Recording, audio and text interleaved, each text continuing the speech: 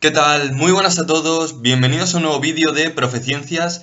En este caso regresamos con un ejercicio de estadística relativo a contrastes de hipótesis. Es de un examen de universidad de segundo de carrera de matemáticas y nos dan una muestra aleatoria simple de tamaño 16, n es igual a 16, donde nos dicen que la población se distribuye como una normal con media teta, que es el parámetro en principio que queremos aproximar o que queremos estudiar, y desviación típica 1, y nos dicen que se ha hecho un contraste de hipótesis cuya región crítica viene dada de esta forma, los puntos tales que su media muestral es mayor que una cierta constante c, que nos dicen que es un valor real que está fijado anteriormente, y nos dicen que el contraste que se está haciendo es el que tiene como hipótesis nula, es decir, aquello que pretendemos aceptar, que teta sea menor que 0 y como alternativa que teta sea mayor que 0. Entonces en el apartado A nos piden la función de potencia, que es esto que se representa con una beta, que es una función que depende del parámetro teta, y dicen que la expresemos en función de una normal estándar, una normal 0,1. Entonces esto simplemente es aplicar la definición de función de potencia es la probabilidad de la región crítica, y salvo que nos digan lo contrario, la definición es moviéndonos en todo el espacio paramétrico, de manera que la función de potencia que nosotros queremos calcular es la probabilidad de la región crítica, donde la teta, que es el parámetro que pretendemos estimar, se mueve en todo el espacio paramétrico, en todo lo posible. Es decir, se mueve en, vamos a ponerlo como teta mayúscula. Esto sería definición.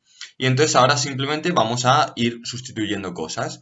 Donde ponemos la región crítica, donde hemos puesto la región crítica, vamos a sustituirlo por la que nos dan, es decir, la probabilidad de que la media sea mayor o igual que la constante c, dependiendo de dónde se mueve la teta, pero teta se mueve en todo el espacio paramétrico. Si nosotros tenemos una distribución normal, el espacio paramétrico llega hasta menos infinito, porque podríamos dar con un valor muy pequeño, y hasta más infinito, y estará centrada en el valor que sea, está centrada en c sub 1. Entonces, el espacio paramétrico son todos los números reales, de manera que teta se mueve desde menos infinito hasta más infinito, ambos abiertos, es decir, teta es un valor real. Ahora simplemente vamos a utilizar el teorema de Fisher para calcular esta probabilidad, más bien para dejarla en función de la normal estándar.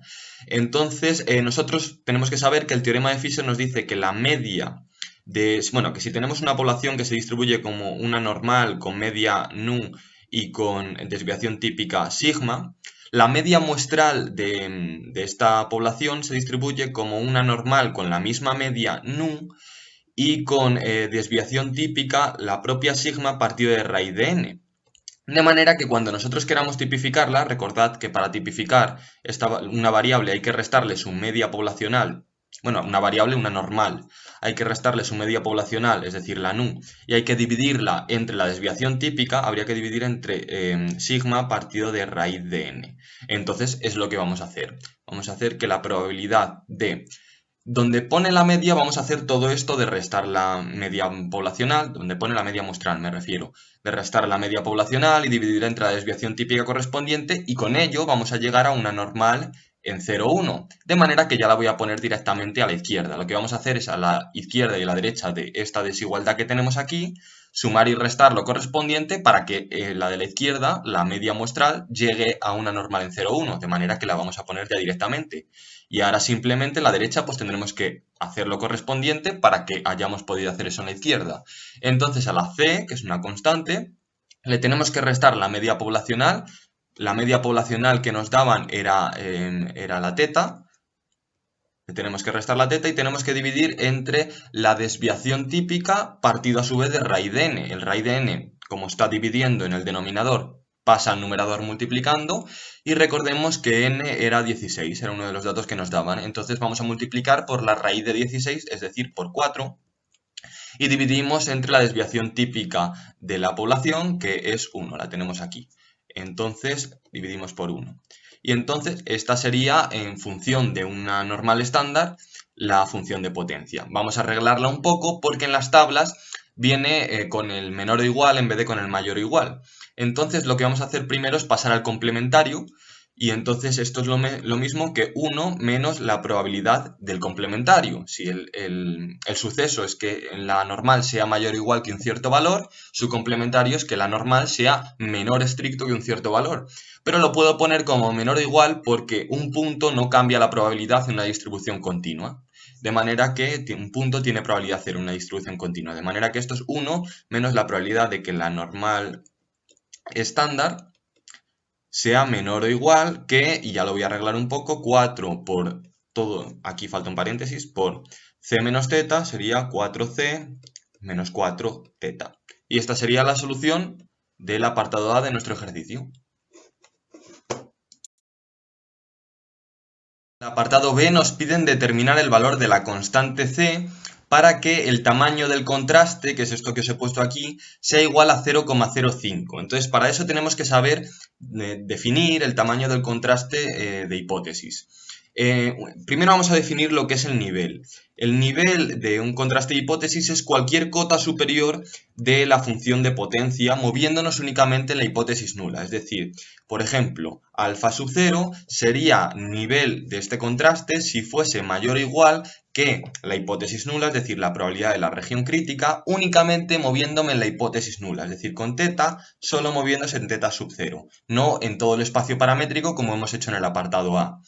Entonces, el tamaño se define como la menor de todas estas cotas superiores, el menor nivel posible, que en matemáticas la menor de las cotas superiores se define como el supremo. Entonces, el tamaño, que le vamos a denotar como alfa, se define como el supremo moviéndonos, como ya he dicho, en la hipótesis nula nada más, de la función de potencia, es decir, de la probabilidad de la región crítica. Entonces nos dicen que determinemos c para que este tamaño sea igual a 0,05. ¿Qué ocurre? Que nuestra función de potencia, esta probabilidad de la región crítica, no solo dependía de c, sino que dependía de θ. Pero estamos tomando un supremo para los valores de θ posibles. Entonces tendremos que determinar para qué θ concreto se cumple que la función de potencia es máxima, alcanza el supremo. En este caso va a ser un máximo porque va a alcanzar el supremo. Entonces, esto se hace básicamente viendo si es creciente o decreciente la función, que es en general lo que va a cumplir, porque si no es muy complicado determinar cuál es el supremo. Entonces, para eso, lo que vamos a coger es dos valores en principio diferentes. Por ejemplo, θ sub 0 menor que θ sub 1. ¿Qué ocurre? Que si θ sub 0 es menor que θ sub 1, si yo multiplico por un valor negativo en ambos lados de la desigualdad, cambia la dirección de la desigualdad. De manera que esto implica que menos 4 θ sub 0 es mayor que menos 4 θ sub 1. Entonces, si yo sumo una constante, se queda exactamente igual. Bueno, no voy a hacer la implicación, sino que lo voy a poner aquí. 4c más esto es mayor que 4c más lo otro, porque es sumar exactamente lo mismo en ambos sitios de la desigualdad, de manera que la deja igual.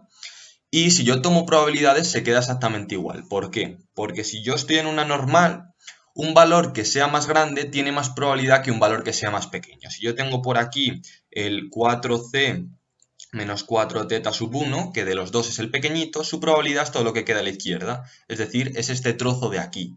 Mientras que el otro valor que está más a la derecha, porque es un valor más grande, el 4c menos 4 θ sub 0, tiene como probabilidad todo lo que tenía la anterior, todo lo que deja a la izquierda, más este cachito de aquí. Luego es estrictamente mayor su probabilidad que la del anterior. De manera que vamos a poner que la probabilidad, vamos a poner en una normal 0,1 sea menor o igual, esto es una normal estándar, de 4c menos 4 θ sub 0, es mayor que la probabilidad de que esa normal estándar, he puesto un mayor, no sé por qué, sea menor o igual que 4c menos 4 θ sub 1. Si yo multiplico por menos 1, de nuevo cambio la dirección de la desigualdad y si sumo una constante como es 1, se queda exactamente como estaba. Entonces llego a que 1 menos la probabilidad de que la normal estándar sea menor o igual que 4c menos 4 θ sub 0 es menor, porque recordamos que estoy multiplicando por menos 1, luego tengo que cambiar la dirección de la desigualdad, que la probabilidad de que, de que la normal estándar sea menor o igual que 4c menos 4 θ sub 1.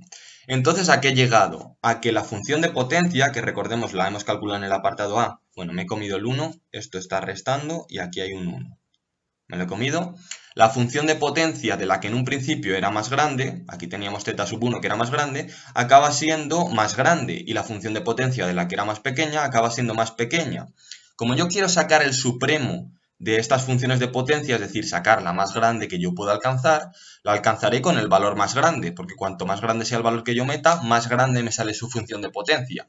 ¿Qué ocurre? Que únicamente me estoy moviendo en la hipótesis nula, es decir, en esta de aquí, es decir, que θ es menor que 0. Entonces, cuanto más grande sea θ, más grande va a ser mi función de potencia y yo quiero sacar la máxima función de potencia posible. Si θ es menor o igual que 0, la alcanzará con el θ más grande que puede tener, es decir, 0. Entonces, sacar el supremo de esta función de potencia es lo mismo que sustituir θ igual a 0. Entonces lo voy a poner aquí, que quiero que 0,05 sea igual a el supremo, pero es decir, la probabilidad de la región crítica con θ igual a 0. Entonces ahora simplemente tengo que sustituir en la probabilidad de la región crítica, en la función de potencia, este θ igual a 0. Recuerdo cuánto daba la función de potencia, que la hemos calculado en el apartado anterior, y era 1 menos la probabilidad de que la normal estándar fuese menor o igual que 4c menos 4θ. Si yo meto aquí θ igual a 0, lo que hago es cargarme este término. Entonces yo lo que quiero es que 0,05 sea igual a 1 menos la probabilidad de que la normal estándar sea menor o igual que 4c.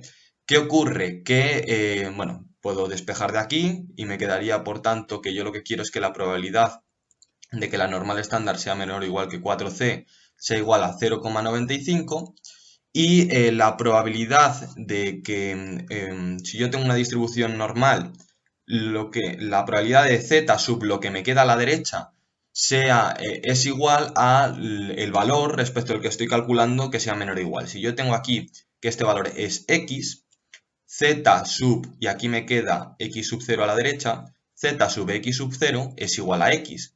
De manera que si yo traslado esto a lo que yo tengo, voy a sacar una flechita por aquí, lo estoy guarreando un poco, z, la normal estándar, sub lo que me queda a la derecha, si yo a la izquierda tengo 0,95, que es la probabilidad, a la derecha me queda 0,05, tiene que ser igual al valor respecto del que estoy calculando que la normal sea menor. Es decir, tiene que ser igual a 4c. Y ya simplemente despejo de aquí c y me queda que c es igual a z sub 0,05, que es un valor que se puede obtener de las tablas, partido de 4. Entonces, esta sería la solución de la primera parte, este apartado B del ejercicio.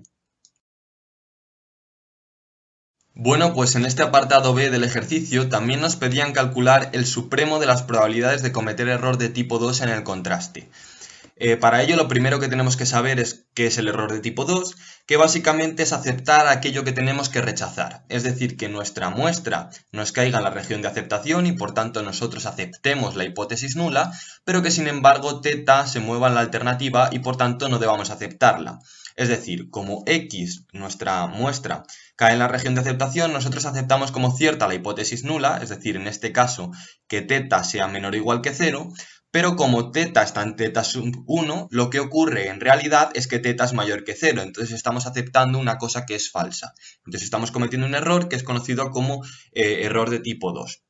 Entonces lo que nos piden es el supremo de cometer este error, es decir, de caer en la región de aceptación, de las probabilidades de cometer este error, perdón, de la probabilidad de caer en la región de aceptación, pero sin tener que hacerlo, es decir, con θ moviéndose en θ sub 1.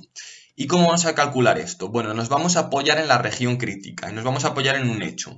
Si nosotros tenemos una hipótesis para un suceso, o bien la aceptamos o bien la rechazamos. De manera que todo lo que no sea región de aceptación, todo lo que no sea aceptarla, es rechazarla. Entonces sabemos que el complementario de la región de aceptación es la región crítica. Y por tanto, si nosotros buscamos el supremo de la probabilidad de la región de aceptación, esto equivaldrá al ínfimo de la probabilidad de la región crítica. Según es más probable que aceptemos algo, como que lo rechacemos es más improbable, lo otro es más pequeña la probabilidad. De manera que eso sea máximo, que alcance el supremo, es el hecho de que su complementario alcance el mínimo. Entonces esto es igual que el ínfimo de la probabilidad de la región crítica con lo mismo, teta moviéndose en la alternativa. Y entonces aquí nos vamos a apoyar en lo que hemos usado anteriormente. Recordad que hemos llegado a la conclusión de que si teta sub 0, vamos a llamarle, era menor o igual que teta sub 1, entonces la probabilidad de la región crítica, es decir, la función de potencia de teta sub 0, era menor o igual que la función de potencia de teta sub 1. Y nosotros ahora queremos la función de potencia más pequeña de todas entre las tetas que están en la alternativa, porque queremos el ínfimo. Entonces tendremos que coger la función de potencia es más pequeña según es más pequeño el teta que nosotros metemos en la función. Entonces tendremos que coger de todos los tetas que podemos meter, de todos los tetas que hay en teta sub 1, el más pequeño de todos.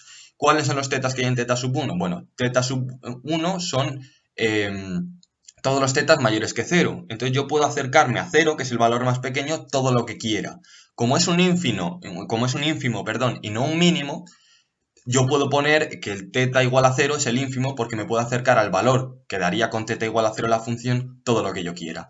Entonces el ínfimo se va a alcanzar con teta igual a 0. Esto habría que justificarlo un poco, pero sabemos que se va a alcanzar con teta igual a 0. Y entonces ahora simplemente hay que poner la probabilidad de la región crítica con teta igual a 0, que la habíamos puesto ya anteriormente, y era 1 menos la probabilidad de que la normal estándar fuese menor o igual que 4c, porque el menos 4 teta que había restando después se nos anula. Y entonces esta sería la probabilidad que hay que dar. Y sería la solución de la segunda parte del apartado de este ejercicio.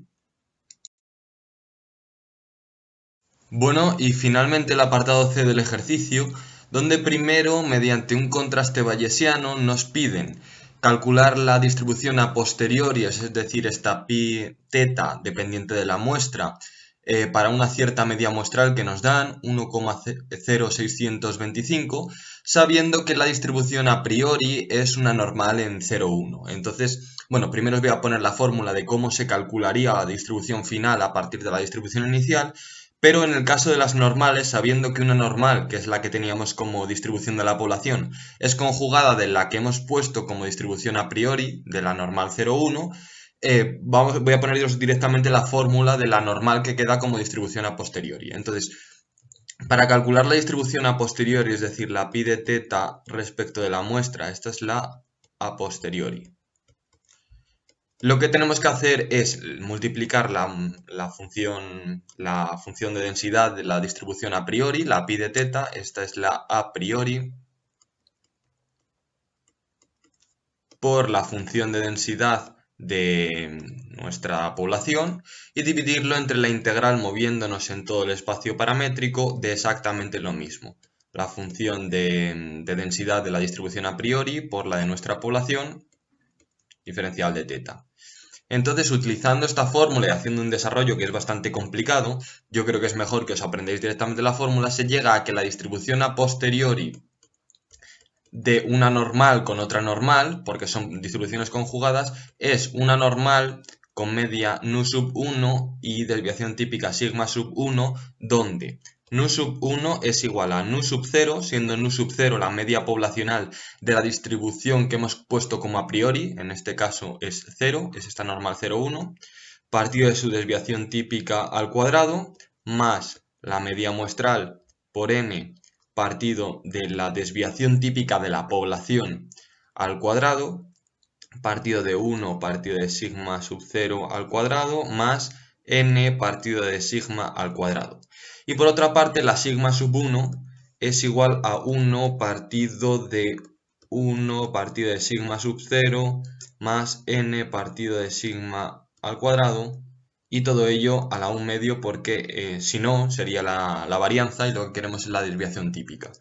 Entonces ahora simplemente tenemos que, para los valores que nosotros tenemos, sustituir en estas dos formulitas de aquí y sacar los valores de la media poblacional y de la desviación típica de nuestra distribución final. Entonces la primera quedaría la media poblacional de la que hemos puesto como a priori, que es 0, porque está centrada en 0,1. 0 partido de 1, que es lo que tendremos que poner aquí, es 0, más, entonces nu sub 1 es igual a la media muestral, que es 1,0625 por n, que es el tamaño de la muestra, que recordemos que era 16, partido de la desviación típica de la población, que era 1, era una normal con media teta y desviación típica 1, partido de 1, partido de la desviación de la que hemos puesto como a priori, es decir, 1, más n, más 16, partido de la desviación típica de la población, partido de 1, es decir, esto es 1,0625 por 16, partido de 17, y si hacemos esto con la calculadora nos queda que es exactamente 1. Esta es la media poblacional. Y entonces ahora la desviación típica, pues hacemos exactamente lo mismo, sería 1 partido de, daos cuenta que es el mismo denominador de aquí, es decir, un 17, pero con elevado a un medio, entonces raíz de 17. Entonces diríamos que la distribución final, la pi de teta dependiente de la muestra, es una normal con media nu y desviación típica 1 partido de raíz de 17. Y esta sería la solución de la primera parte de este apartado C. Finalmente, en este apartado C nos piden determinar si existe algún valor para la constante en función de la que estaba la región crítica inicial, en el que dicha región coincida con la región crítica sacada desde el punto de vista de un contraste bayesiano.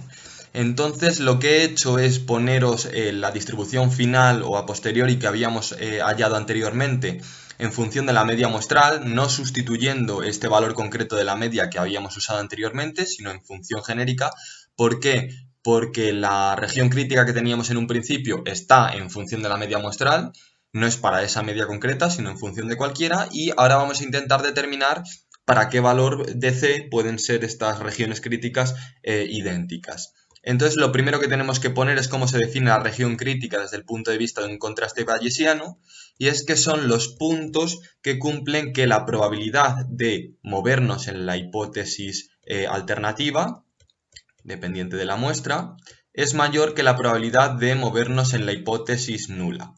La idea es que son los puntos que rechazamos porque es más probable movernos donde no nos interesa, en la alternativa, que donde sí que nos interesa, que es lo que vamos a aceptar o rechazar, es decir, en la hipótesis nula. Si es más probable lo que no queremos que lo que sí que queremos, entonces lo que hacemos es rechazarlo. Esa es la idea de definir de esta forma la región crítica. Entonces, como la hipótesis nula era que teta fuese menor que 0, menor o igual que 0, lo que vamos a hacer es tipificar en base a ella. Entonces esta sería la probabilidad. Estas probabilidades están sacadas respecto a la distribución final, por eso es un contraste desde el punto de vista bayesiano.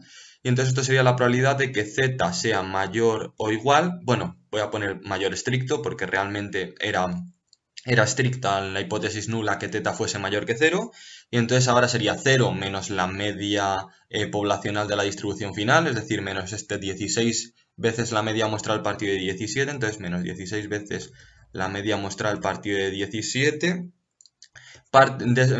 dividido entre la desviación típica, es decir, dividido entre 1 partido de raíz de 17, que es multiplicar por raíz de 17.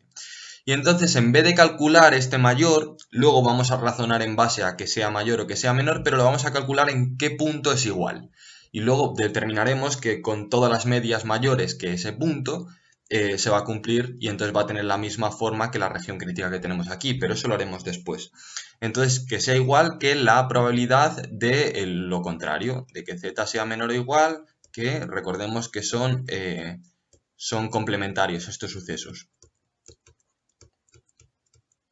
Vale, entonces esta probabilidad de aquí la vamos a escribir como el complementario, 1 menos la probabilidad de que z sea menor o igual que menos 16 veces la media muestral partido de 17 por raíz de 17, que esto sea igual a esta probabilidad de aquí, bueno, la voy a poner así con comillas, que es exactamente la misma que tenemos aquí, que vamos a pasar sumando y por tanto nos va a quedar un medio de esa probabilidad igual a 1, despejando. Me voy a saltar algunos pasos, nos queda que esa probabilidad, la probabilidad de que z sea menor o igual que menos 16 veces la media muestral partido de 17 por raíz de 17, sea igual a un medio.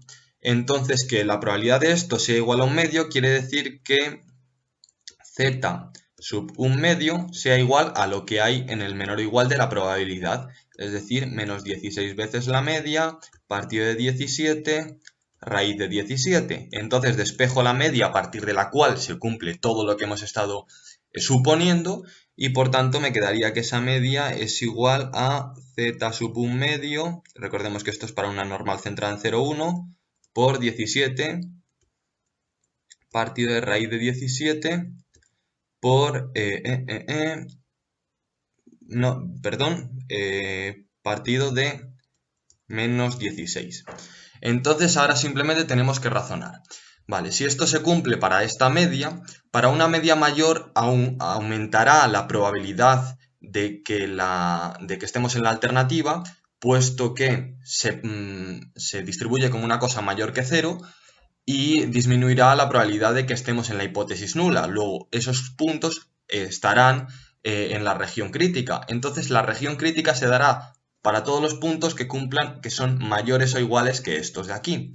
¿Qué ocurre? Que z sub 1 medio en una normal 0,1 quiere decir que le da la misma probabilidad que la probabilidad del punto en el que lo estamos calculando, de que sea menor o igual que ese punto, es un medio. Pero como se trata de una distribución simétrica centrada en 0, será justo en su media muestral donde la probabilidad sea un medio. Entonces la probabilidad de esto tiene que ser la misma que la de esto y en total suman 1. Entonces la probabilidad de esto tiene que ser un medio. De manera que el punto en el que la estoy calculando es la media muestral. Entonces sabemos que z sub 1 medio es igual a 0. Entonces esta media poblacional, perdón, esta media muestral, este valor, el valor de todo este número de aquí, es igual a 0. Entonces sabemos que la región crítica son todos los puntos tal que su media sea mayor o igual que 0, que es exactamente la misma forma que teníamos aquí expresado. De manera que entonces sabemos que se cumple si el valor de C es igual a 0. Y bueno, esto sería todo. Like al vídeo si os ha gustado, suscribiros al canal. Tenéis en la descripción el Twitter donde podéis preguntarme cualquier duda. Muchas gracias y hasta la próxima.